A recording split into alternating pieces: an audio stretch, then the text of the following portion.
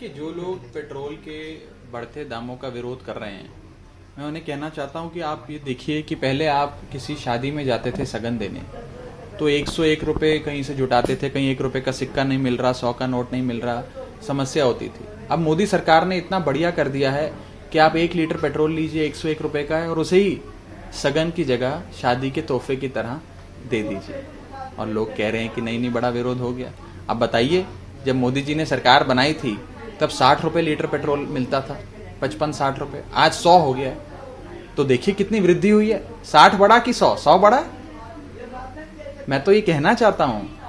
कि ऐसी भी समय आ सकता है कि इस देश में हमें ये बताया जाए, जो लोग पेट्रोल के बढ़ते दामों का विरोध कर रहे हैं, कि दाम नहीं बढ़े हैं, हमारी सहन शक्ति, हमारी महंगाई सहने की शक्ति कम हो गई है। हमें यह पाठ भी पढ़ाया जा सकता है। भारतीय जनता पार्टी जिस प्रकार से इस देश को लूट रही है, जिस प्रकार से गरीब आदमी की कमर तोड़ रही है, लोगों की जेब पे डाका डाल रही है,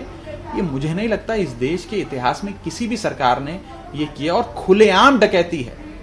मैं साफ तौर पे ये कहना चाहता हूं कि वो सरकार जो इस नारे पर आई थी कि बहुत हुई महंगाई की मार, अब की बार मोदी सरकार, उसे विपक्ष के नेताओं के बयान सुनने की जरूरत ही नहीं है, जनता के बयान सुनने की जरूरत नहीं है। प्रधानमंत्री जी और पार्टी के वरिष्ठ नेता अपने ही पुराने ट्वीट, अपने ही पुराने वीडियो, अपने ही पुराने बयान जो उन्होंने यूपीए सरकार के समय दिए थे पेट्रोल और डीजल के बढ़ते दामों पर, उन्हीं को सुन लें तो उन्हें समझ में आ जाएगा कि वो देश को किस अंधकार की ओर धकेल रहे हैं। मैं मोदी सरकार को, भारतीय जनता पार्टी की सत्ता के नशे में चूर सरकार को कहना चाहता हूं कि इसी समय सेंट्रल ड्यूटीज बढ़ाकर, जो आपने पेट्रोल के दाम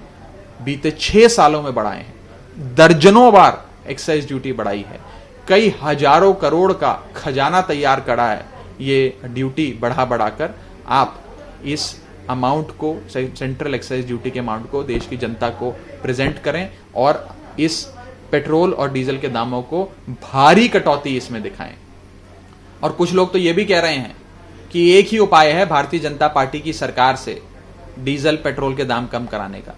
और वो है चुनावों की घोषणा कर दो। चुनावों की घोषणा होगी तो ये सरकार इसी समय दाम कम कर देगी, और जैसे ही चुनाव समाप्त होंगे फिर दाम बढ़ा देगी। तो मेरा मोदी सरकार को यही हिदायत रहेगी कि दाम तुरंत प्रभाव से कम किए जाएं। कोरोना के कहर देखने को मिल रहा है, एक दिन में 6000 नए मामले आए हैं। सरकार ने 3 जिलों पर काफी स्ट्रिक्ट नॉर्म्स लागू करने को कहा है, सोशल डिस्टेंसिंग। देखिए, कोरोना रूपी राक्षस एक ऐसा राक्षस है, वो जब देखता है कि थोड़ी सी लापरवाही आ गई है, थोड़ा सा मन में ये भाव आ गया है कि अब तो कोरोना समाप्त हो गया, अब वो हमें छू नहीं सकता, जैसे ही इस भाव में बहना शुरू करते हैं लोग, कोरोना रूपी राक्षस फिर जगह जगह नजर आने लग जाता है। तो मुझे ऐसा लगता है कि हम सबको सदैव सतर्क रहना होगा, मास्क पहनना होगा, सामाजिक दूरी का पालन करना होगा, हाथों की सफाई रखनी होगी, और इसके साथ साथ अगर हमने ढिलाई बरती तो नुकसान भी हो सकता है। जैसे कहा जाता है कि सावधानी घटी